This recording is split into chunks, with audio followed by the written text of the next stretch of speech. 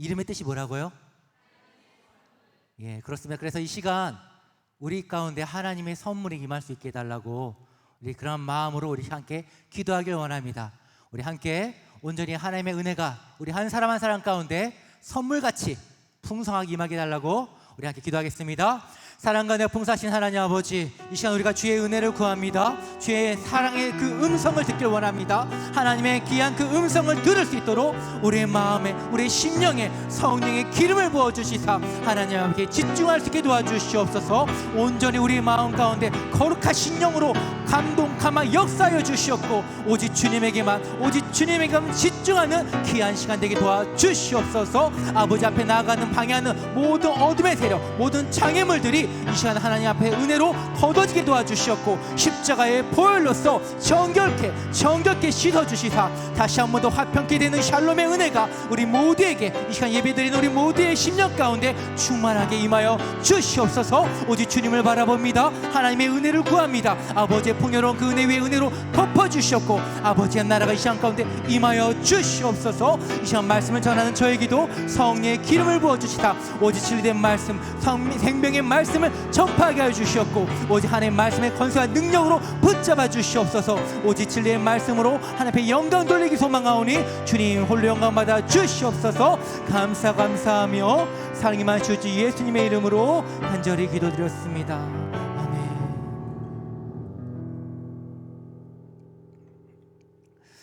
할렐루야.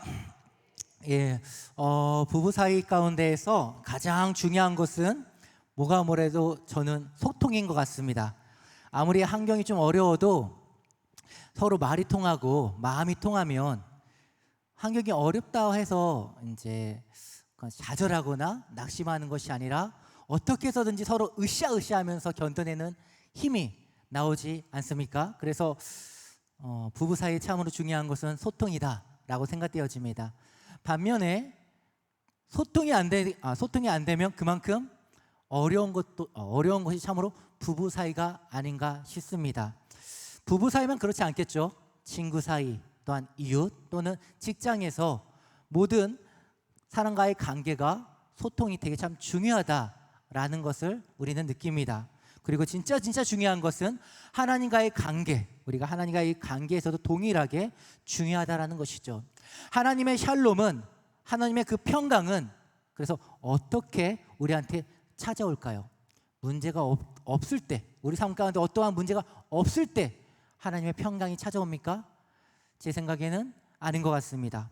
환경이 아무리 어려워도 주님과 소통한다라면, 내가 환경 가운데 깜깜한 터널 가운데 거한다 한다 할지라도 주님과 그 가운데 소통하고 있다라면, 함께 한다라면 그 순간 그 성도, 그분은 하나님의 샬롬의 평강이 임하는 줄 믿습니다. 주님께로부터 있는 그 생명, 어느 누구도 빼앗을 수 없는 주님에게만 있는 그 참 생명, 그 참 생명과 참 기쁨이 주님과 소통할 때 우리 가운데도 임하는 줄 믿습니다. 하지만 반대로 그렇게 소통되지 않는다면 우리의 일상은 우리의 마음이 패이게 되고, 또한 마음의 상처가 마음 가운데 흠집과 되게 많은 분노와 억울함으로 가득가득 채워지는 것을 또한 우리는 경험하고 알 수가 있습니다. 그렇기 때문에 주님과 소통하는 삶 너무나 중요하고, 우리는 이 중요한 것을 다시 한번 오늘 말씀을 통해서 한번 더듬어 보고자 합니다. 그렇다면 하나님과 이 소통을 어떻게 할 수 있을까? 우리는 많이 알고 있습니다. 말씀 또는 믿음으로 순종하는 것, 또는 기도하는 것, 몇 가지 이외에도 다른 것들이 하나님과 소통하는 방법들이 있습니다. 그런데 오늘 저는 개인적으로 말씀과 삶으로 이제 우리가 순종하는 그런 부분들을 참으로 선호하는데, 그래서 오늘처럼 좀 본문이 한 번에 읽었을 때 이해가 안 되는 본문, 이런 본문들이 딱 저한테 부딪혔을 때는 그때부터 잠을 자기가 참으로 힘듭니다. 참으로 저한테는 이런 부분들이 성격상 많이 좀 이제 어려워지는 그런 부분에 있습니다. 예수님과 나다나엘이 오늘 만나서 대화하는 장면인데, 이 대화하는 이 부분에 있어서 참으로 미스테리한 그런 본문이라고 생각되어집니다. 특별히 한 6가지 정도가 참 어려운 부분, 난해한 부분으로 뽑히는데, 첫 번째로는 왜 주님이 나다나엘을 향해서 참 이스라엘 사람이라 라고 왜 이렇게 말씀하셨을까요? 그리고 또 두 번째로는 주님이 그 속에 간사한 것이 없다라고 왜 이렇게 또 말씀하셨을지, 또 그 중에 또 어려운 부분이 예수님께서 네가 무화과 나무 아래에 있을 때 내가 보았다라고 하는 이 말씀이 또 무슨 의미인지, 또 황당한 것은 너를 무화과 나무에서 내가 보았다라고 했었을 때 나다나엘이 거기에 대해서 예수님께서 뭐라고 대답하죠? 갑자기 생뚱맞게 당신은 하나님의 아들이고 이스라엘의 임금입니다 라고 고백을 합니다. 무화과 나무에서 내가 너를 보았다라고 말했는데 갑자기 당신은 그리스도이십니다 라는 말이 튀어나오는 것입니다. 이해가 안 되는 거예요. 또 이를 받아서 또 주님께서 뭐라고 말하냐면 내가 너를 무화과 아래에서 보았다고 보았다고 했기 때문에 네가 믿느냐? 이보다 더 큰 일을 네가 보리라 라고 말합니다.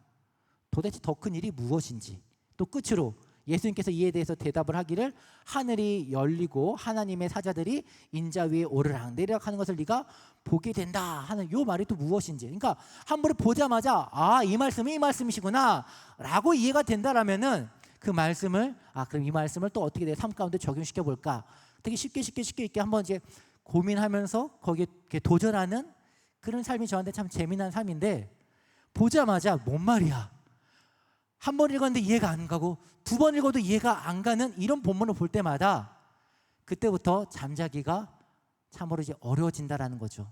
잠을 쪼개면서까지 찾아봅니다. 이 말씀에 대해서 주석들은 어떻게 기록되어져 있는지, 다른 분들은 이 말씀을 어떻게 이해하고 받아들이는 것인지 찾아봅니다. 그래서 그 중에 이제 우리가 그 부분을 한번 좀 찾아볼 것인데, 대표적으로 내가 무화과 아래에서 너를 보았다 하는 이 말씀에 대해서 나다나엘의 반응이 어떤 말씀이죠? 당신은 하나님의 아들이십니다. 예수님은 누구라고요? 하나님의 아들이십니다. 예, 이렇게 곧장 튀어나온다라는 거예요. 그래서 이 부분에서 이제 다른 분은 어떻게 했을까, 이렇게 여러 몇 가지가 있는데 대표적으로 많이 해석하는 그 부분들을 한번 준비해 봤습니다. 읽어드리면 나다나엘은 종종 무화과 나무 아래에서 혼자 시간을 가지는 습관을 가진 사람이었다는 것입니다. 그래서 무화과 나무 그늘 아래는 시원한 곳이라서 유대인들은 조용히 혼자 휴식하거나 묵상하거나 기도할 때 이런 무화과 나무 그늘 아래서 그곳에서 시간을 가진다는 것이죠. 그래서 나다나엘 역시도 그렇게 시간을 가졌다라는 것입니다. 또한 나다나엘은 항상 마음 가운데 궁극적으로 구원에 대해서 갈급하고 메시아를 기다리는 사람이었다는 것입니다. 그래서 하나님은 그가 이러한 성품과 이러한 모습들을 알고 계시고, 또한 그가 고민하고 있을 때, 이 문제를 갖고 고민하고 있을 때 예수님께서 빌립을 통해 그를 부르시고 만났다라는 것입니다. 그리고 예수님께서 그를 보자마자 마음에 간사함이 없다라고 말씀하셨고, 이 말을 들은 나다나엘이 아니 어떻게 나를 아십니까? 라고 물으니까 네가 무화과 나무 아래에서 있을 때 내가 보았다라고 대답하였다는 것입니다. 나다나엘이 무화과 나무 아래에서 무엇을 했겠습니까? 경건한 유대인들은 그늘 아래에서 율법과 묵상하고 기도했다라고 말씀했던 것처럼 나다나엘도 그렇게 했다라는 것이죠. 근데 대부분 바리새인들은 예수님의 표현대로 의하자면 눈에 안 띄는 곳에서 기도합니까? 아니면 눈에 잘 띄는 곳에서 기도합니까? 네, 눈에 잘 띄는 곳에서 기도하고 큰 목소리로 기도하고 그런 모습을 예수님께서 책망하는 모습입니다. 근데 반면에 나다나엘은 아무도 없는 은밀한 혼자 무화과 나무 그늘 안에서 하나님과 1:1 독대를 하면서 조용히 하나님과의 깊은 시간을 가졌다라고 하면서 이렇게 칭찬을 한다라는 것이죠.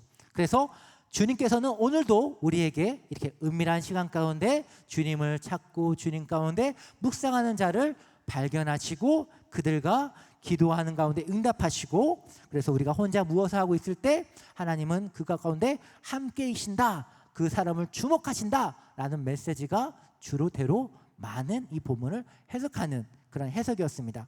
통상적으로 이 본문을 이렇게 해석을 이제 하는 것들을 이렇게 보게 되었는데, 그런데 제가 이 말씀들의 해석을 보면서도 그게 마음에 차지 않는 부분은 뭐냐면, 네가 무화과 나무 있었을 때 내가 보았다라고 말했을 때 그 부분에 대해서 지금 나다나엘이 당신은 하나님의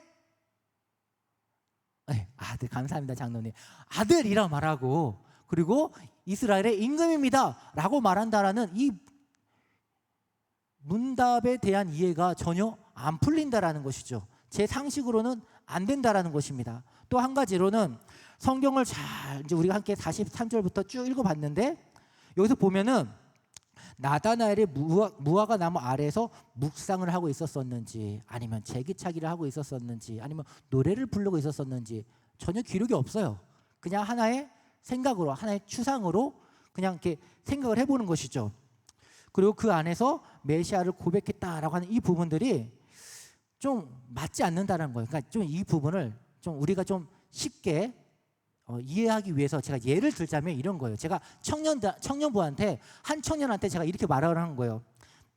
나는 자네가 매일매일 교회 와서 성경을 읽는 것을 내가 보았어 라고 내가 청년한테 얘기를 한다면, 그럼 그 청년이 저보고 당신은 하나님의 아들이고 이스라엘의 임금입니다 라고 말을 한다라는 거예요. 이게 말이 됩니까? 안 맞죠? 저한테는 그 나다나엘과 예수님의 대화가 이처럼 앞뒤가 안 맞는다라는 거예요.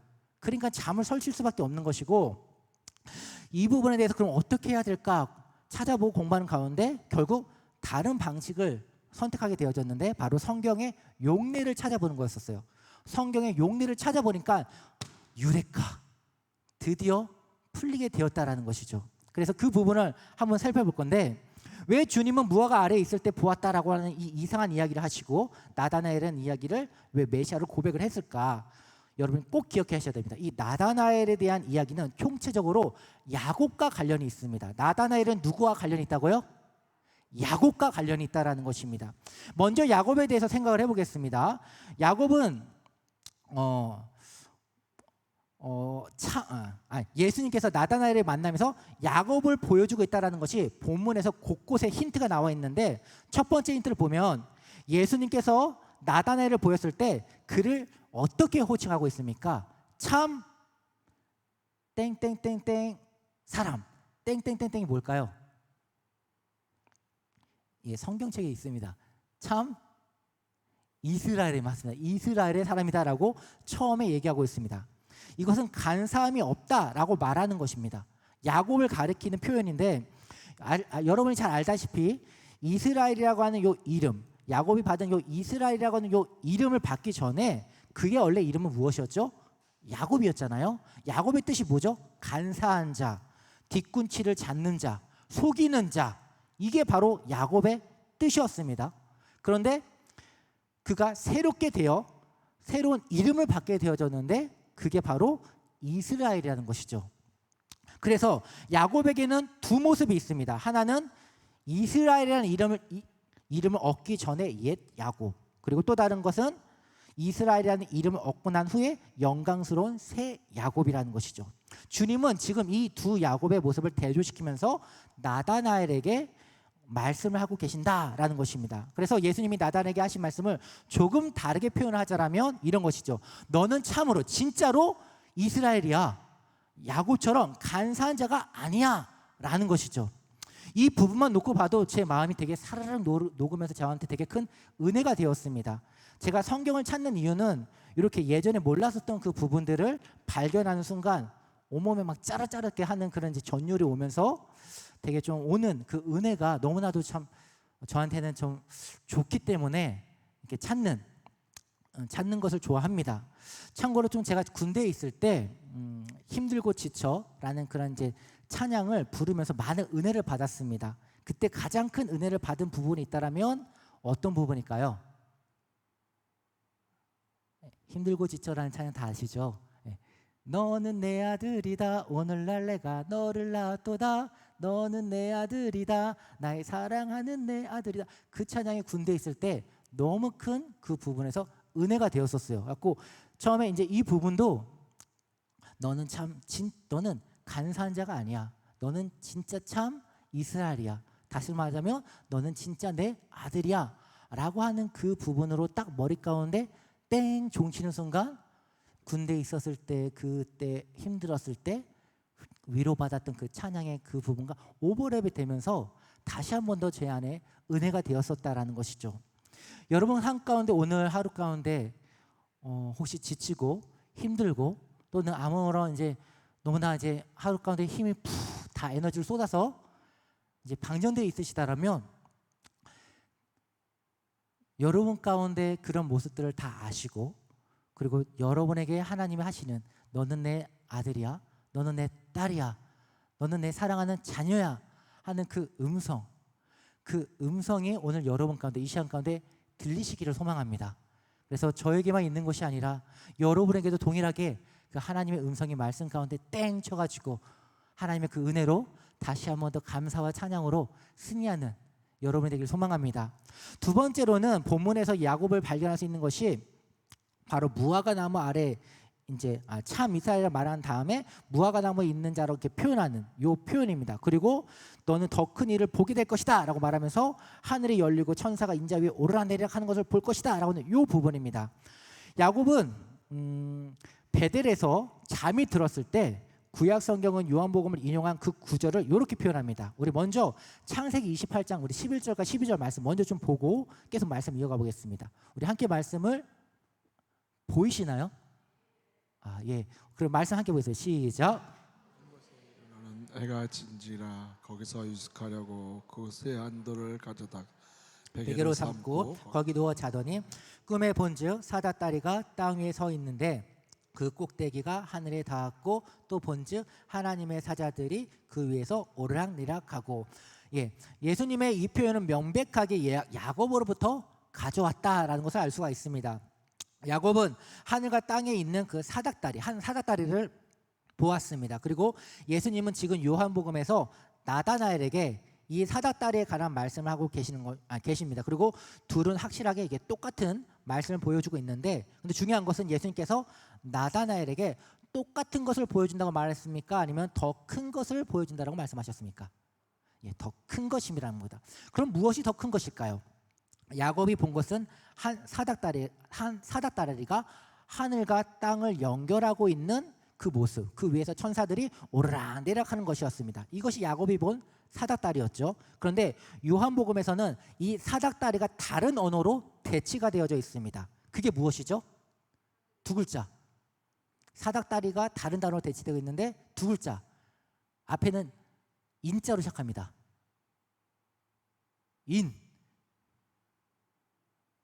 맞습니다. 인자입니다. 인자. 사닥다리가 인자로 바뀌게 된 것이죠. 인자가 무엇이죠? 여기서 말하는 인자는 예수님이 스스로 자기 자신을 가리키는 말씀입니다. 다시 해석하자면 지금 주님께서 나다나엘에게 너는 야곱이 보았던 것보다 더 큰 것을 볼 것이다. 야곱은 하늘과 땅을 연결하는 사닥다리가 무엇인지 몰랐으나 너는 그것이 인자라는 것을 알게 될 것이고 그 인자를 통해서 하늘과 땅이 연결된다라는 것을 알게 될 것이다 라는 이런 말씀을 하고 계시는 것입니다. 그래서 이런 전들을 살펴볼 때 예수님은 나다나엘에게 야곱과 관련된 그런 메시지를 전달하고 계신다는 것입니다. 그리고 여기서 이게 주님이 말씀하시고자 하는 그 내용은 분명한 것이죠. 지금 옛 이스라엘과 참 이스라엘로 지금 대조를 하고 있다는 것입니다. 그러니까 이걸 좀 의역하면은 너는 간사한 자가 아니야, 너는 참 이스라엘이야 라는 것입니다. 여러분 모두 저를 한번 따라해 주시겠습니까? 나는 간사한 자가 아니다. 나는 참 이스라엘이다. 나는 저주받은 자가 아니다. 나는 하나님의 자녀다. 잠 깨셨죠? 할렐루야. 야곱은 사닥다리를 보았지만 우리는 참 사닥다리이신 예수 그리스도를 보실 것입니다. 여러분 믿으신 줄 믿습니다. 우리는 예수님을 본다라는 것, 믿음으로 본다라는 것, 이것이 우리한테 주어진 놀라운 특권이고 이것을 놓치지 말고 삶 가운데 매일매일 누리시는 우리가 되길 소망합니다.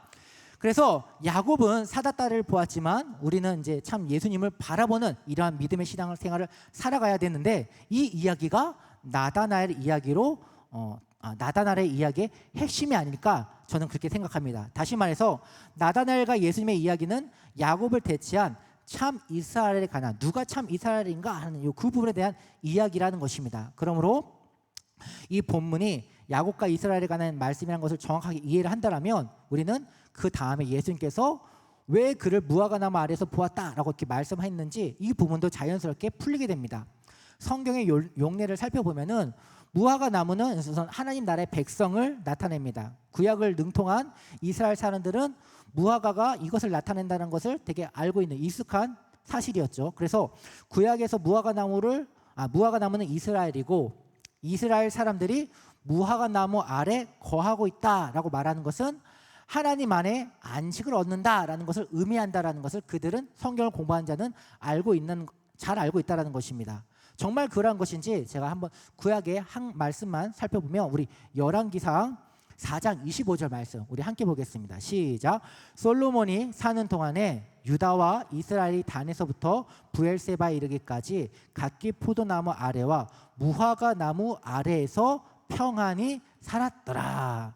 그래서 성경의 용례, 그러니까 성경을 좀 아는 인물이라고 한다면 이러한 부분들에 대해서 잘 알고 있었던 것이고, 그리고 나다나엘 같은 경우에도 성경에 대해서 잘 알고 있었던 것을 우리는 유추할 수가 있습니다. 왜냐하면 빌립이 나다나엘을 예수님한테 부르고 따라올 때 빌립 보고 이제 빌립이 나다나엘 찾아가 가지고 이제 모세가 율법에 기록하였고 선지자가 기록한 글을 우리가 만났으니까 이 사람이 나사렛 나사렛 예수야라고 이렇게 말했을 때, 그때 이 나다나엘이 말을 했을 때 나사렛에서 무슨 선한 것이 날 수 있느냐라는 이런 말을 했을 때 한 걸 보면은, 문답을 했던 걸 보면은 성경에 대한 지혜와 이해가 깊었기 때문에 이런 부분들에 대해서 충분히 오갈 수 있었다라고 우리가 유추해 볼 수가 있는 것이죠. 그래서 이제 우리가 이 나다나엘을 향해서 이제 예수님은 너는 참 이스라엘이다 이렇게 말씀하신 것과 너는 무화과 나무 아래에 앉은 사람이다라고 하는 말은 결과적으로 보면은 똑같은 말이라는 거예요. 똑같은 말.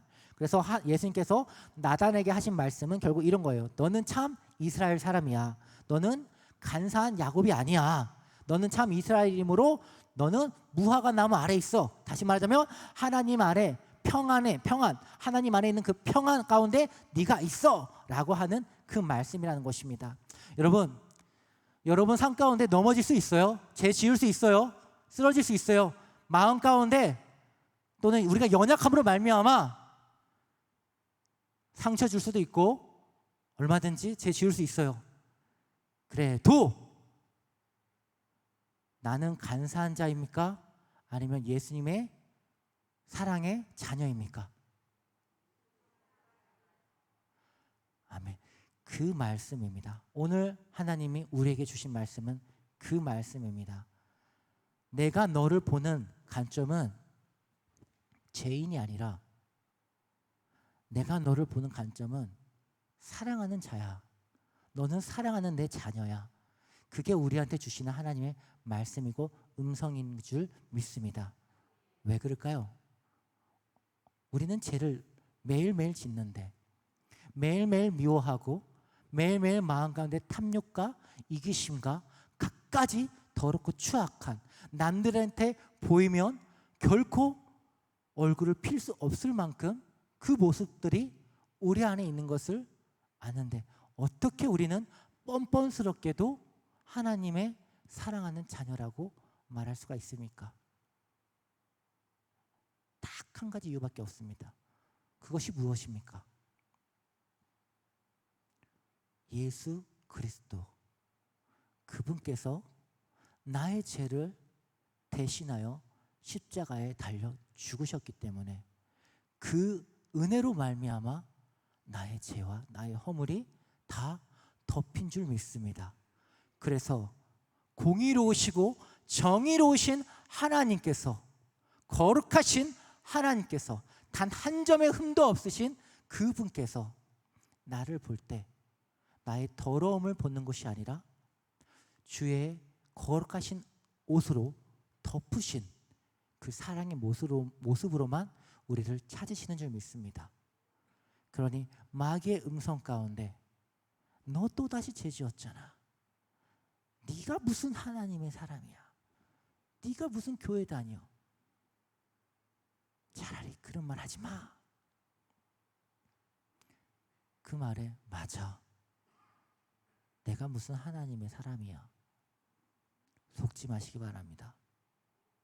하나님이 너를 지목하고 너를 내 사랑하는 자녀라고 선택하셨고 부르셨고 하나님이 인정하셨는데 감히 무엇이 그분의 판단에 반대를 할 수 있겠습니까? 하나님의 사랑을 믿으시기 바랍니다. 그분의 사랑을 믿으시기 바랍니다. 십자가의 보혈의 능력을 믿으시기 바랍니다. 저를 따라해 주시기 바랍니다. 나는 간사한 자가 아니다. 믿음으로 고백해 주시기 바랍니다. 나는 참 이스라엘이다. 나는 저주받을 자가 아니다. 나는 하나님의 자녀다. 나는 하나님의 평안에 있는 자녀이다. 아멘. 우리는 주님께 속한 자임을 믿습니다. 우리는 주님께 속한 자임을 믿습니다.